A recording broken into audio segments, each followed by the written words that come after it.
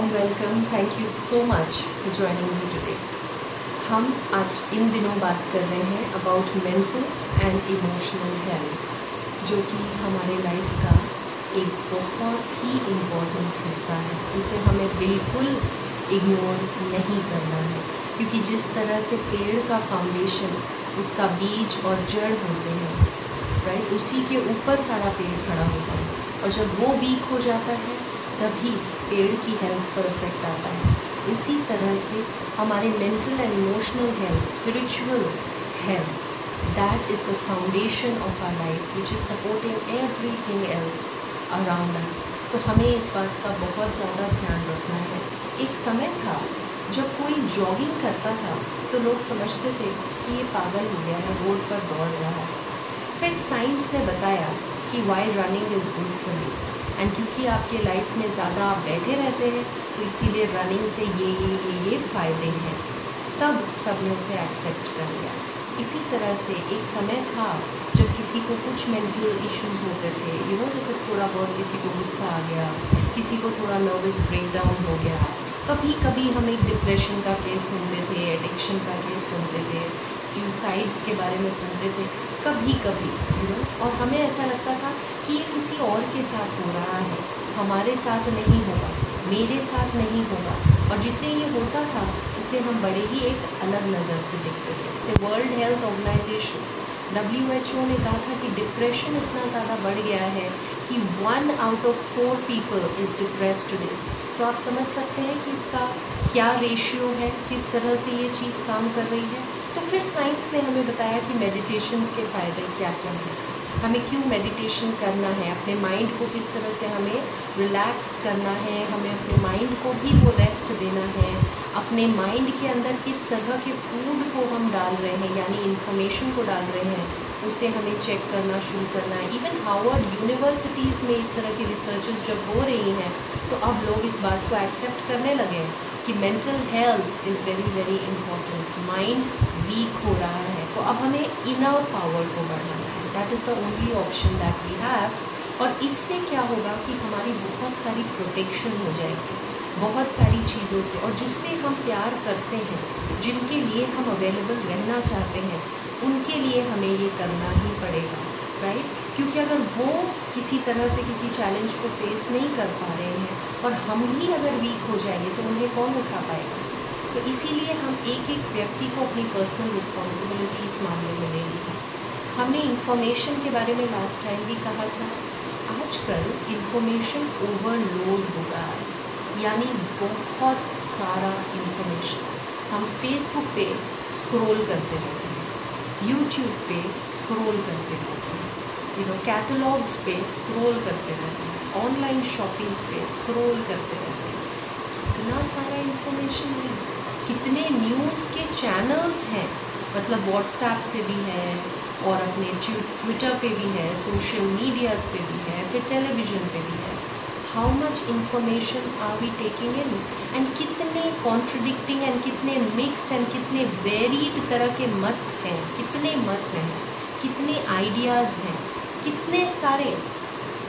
अगर आपके पास अपना विजन नहीं होगा कि आप फाइनली अपने लाइफ में कहाँ जाना चाहते हैं, उस एंड को पहले लेकर आइए, अपने डेस्टिनेशन को पहले लेकर आइए. कैसी रियलिटी आप अपने लिए चाहते हैं, अपने मेंटल हेल्थ के लिए, अपनी फ़िज़िकल हेल्थ के लिए, अपने रिलेशनशिप्स के लिए, अपने एनवायरनमेंट के लिए, वो कौन सा विजन है आपका. Think about this thing first. Start with the finish. तो अगर आपको फिनिश पता होगा तो आप उसके हिसाब से अपने बहुत सारे इन्फॉर्मेशन को फ़िल्टर कर सकते हैं कि क्या ये मेरे लिए यूज़फुल है या ये मेरे लिए यूज़फुल नहीं है, क्या ये पॉजिटिव है, क्या ये नहीं है, क्या ये मुझे आगे बढ़ा रहा है, ये एम्पावरिंग है या ये डिसएम्पावरिंग है, ये प्रोग्रेसिव है या ये रीग्रेसिव है. तो इस तरह की चीज़ें आप तभी सोच सकेंगे जब आप पहले अपने डेस्टिनेशन को समझेंगे, अपने लाइफ के फाइनल रिजल्ट्स, लक्ष्य को सामने रखेंगे, क्योंकि उस लक्ष्य के साथ फिर आप अपनी आइडेंटिटी को, अपने स्किल्स एंड कैपेबिलिटीज़ को, अपने बिलीव्स को, अपने बिहेवियर्स को उसके अकॉर्डिंगली अलाइन कर सकते हैं, राइट. अब हम बिना दिशा के नहीं रह सकते, क्योंकि अगर हम डायरेक्शन लेस रहेंगे तो हम हर डायरेक्शन में पुल हो जाएंगे, हम कहीं भी पहुंच जाएंगे और हम एक लीड नहीं कर पाएंगे, बल्कि हम जस्ट एक इधर उधर हमें जहाँ जो भी दिशा मिलेगी हम वहाँ चले जाएंगे, हमारी एनर्जी ख़त्म हो जाएगी एंड इन दी एंड हमें फिर क्या फील होगा, होपलेस फील होगा। इसीलिए अपने विजन को क्रिएट करिए और फिर उसके अकॉर्डिंगली सपोर्टिंग इन्फॉर्मेशन लीजिए, प्योर इन्फॉर्मेशन लीजिए। जितने प्योर इन्फॉर्मेशन आप लेंगे उतना ज़्यादा आपका माइंड लाइट रहेगा, क्लीन रहेगा, क्लियर रहेगा, डीक्लटर्ड रहेगा। राइट, ये बहुत ज़रूरी है क्योंकि आप बहुत सारा इन्फॉर्मेशन ले रहे हैं और आप उसे डाइजेस्ट नहीं कर पा रहे हैं। जस्ट लाइक अ कंप्यूटर, हमारे आजकल फ़ोन्स में भी इतनी मेमोरीज बढ़ाने के बाद भी हमें क्या मैसेजेस आते हैं, internal space is not enough, please delete some data. यानी डेटा बहुत ज़्यादा आ रहा है अंदर और स्पेस कम पड़ रहा है। तो इतना शक्तिशाली माइंड, इतनी स्ट्रॉन्ग फोर्स, लेकिन उसे हम क्या कर रहे हैं, ओवरलोड कर दिया है हमने इन्फॉर्मेशन के साथ। And most of that information is either unnecessary, waste और टुवर्ड्स द नेगेटिव। जो पॉजिटिव इन्फॉर्मेशन है वो बहुत थोड़ा होता है और जो नेगेटिव की क्वांटिटी है वो बहुत ज़्यादा होती है। तो हम बैठकर उसके बारे में चिंतन करने लग जाते हैं और अपनी मेंटल एनर्जीज़ को और ज़्यादा उसके पीछे वेस्ट कर देते हैं। और जब वो वेस्ट हो जाता है उसके बाद हम टायर्ड फील करते हैं, तो फिर हम कॉफ़ी पीते हैं, फिर हम चाय पीते हैं, फिर हम कुछ शुगरी ड्रिंक्स पीते हैं। सी द कनेक्शन, आपकी मेंटल एनर्जी को वो ड्रेन कर रहा है। So please, it's a request that please be wise about your choices. Be a friend to your subconscious mind. Be a friend, be a parent to your child. कि आपका ये जो मन है ये भी एक छोटे बच्चे की तरह है, आपको इसका बहुत बहुत ध्यान रखना है। एंड अगर आप अपना ध्यान रखेंगे तो अपने आप आपको उसके रिजल्ट्स दिखना शुरू हो जाएंगे। ये मेरा प्रैक्टिकल अनुभव है। I am not just saying this, I have applied this in my life and I have seen miracles happening in my life. I can catch more inspirations, my intuition power has increased, my overall mind power has really increased, जो मतलब is unimaginable, right? आपके अंदर ideas ज़्यादा आते हैं, creativity ज़्यादा आती है, आप अच्छे एनवायरनमेंट, कंडीशंस एंड लोगों के बीच में अपने आप को पाते हैं जो आपको और ज़्यादा इंस्पायर करते हैं। इतना फ़र्क पड़ता है इन्फॉर्मेशन का। इसीलिए कहते हैं good in good out, GIGO, bad in bad out, बीगो। Bad in bad out, good in good out. जो आप अंदर डालेंगे वही बाहर निकलने वाला है, जो इनपुट होगा वही आउटपुट होगा। अगर गार्बेज अंदर होगा, उस गार्बेज के अंदर आप कोई अच्छा आइडिया ढूंढने की कोशिश करेंगे, आपको नहीं मिलने वाला। सड़न आएगी, स्मेल आएगी उस चीज़ से और आप खुद ही परेशान हो जाएंगे, उससे भागने की कोशिश करेंगे, अपने आप से ही भागने की कोशिश करेंगे। और जब आप इसके अंदर सुगंधित और सुंदर चीज़ें अंदर डालेंगे तो अंदर से एक खुशबू आएगी, अंदर एक गार्डन बन जाएगा जो आपको ही कंफर्ट देगा और आपकी ही मदद करेगा। So please take care of this thing. And the last point is negativity bias. हमारा माइंड जो है वो चैलेंजेस को बहुत बड़ा चैलेंजेस समझने लगा है, थ्रेट्स को बहुत बड़ा थ्रेट समझने लग गया है। हमारा माइंड नेगेटिविटी की तरफ बहुत जल्दी रिएक्ट करता है और पॉजिटिविटी को टोटली ओवरलुक कर देता है। इसीलिए कहते हैं negativity is like a Velcro. हम चिपकाते हैं चीज़ों के ऊपर, जो उस पर चिपक जाती है जाकर, वो वेलक्रो होता है।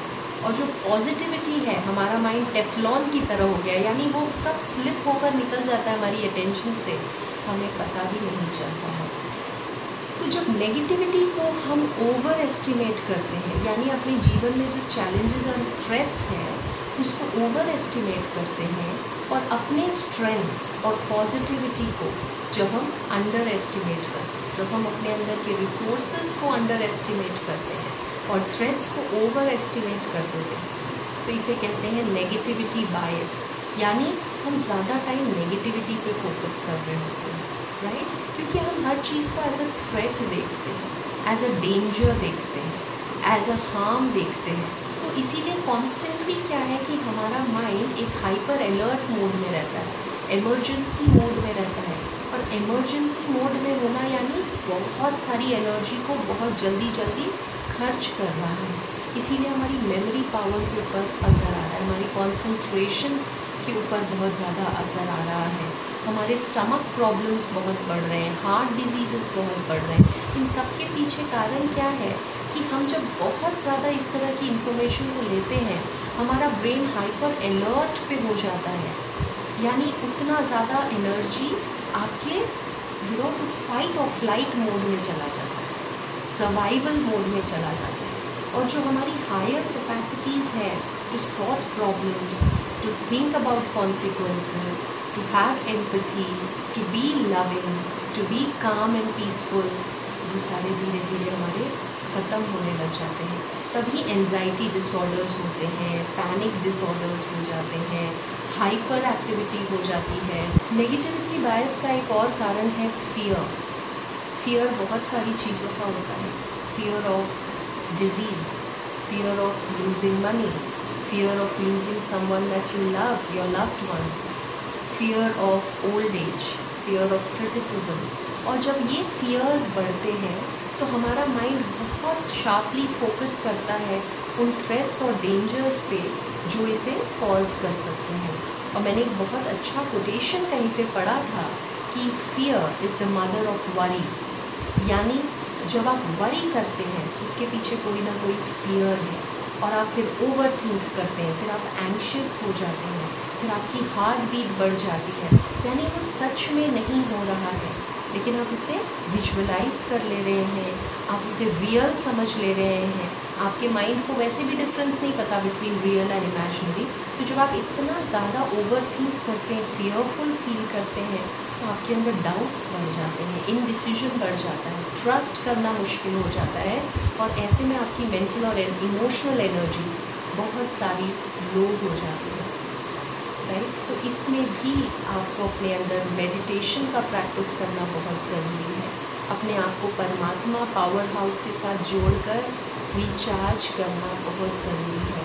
उसकी शक्तियाँ जब आपके अंदर आएंगी तो अपने आप आपके अंदर चेंजेस आना शुरू हो जाएगा। पॉजिटिविटी रेशियो को भी बढ़ाएं, ग्रैटिट्यूड प्रैक्टिस करें, अपने ब्लेसिंग्स को काउंट करें, कितनी सारी चीज़ें आपके आसपास अच्छी हैं, उन चीज़ों को थोड़ा नोटिस करें। उन्हें डिलीट ना कर दें कम्प्लीटली कि आपने टोटली डिस्क्वालीफाई कर दिया है उन्हें, नहीं। So small steps at a time and we will be able to bring about big improvements, right. So I hope this series was helpful for you and we will continue with such videos. Thank you so much for being a part of this channel. Take care.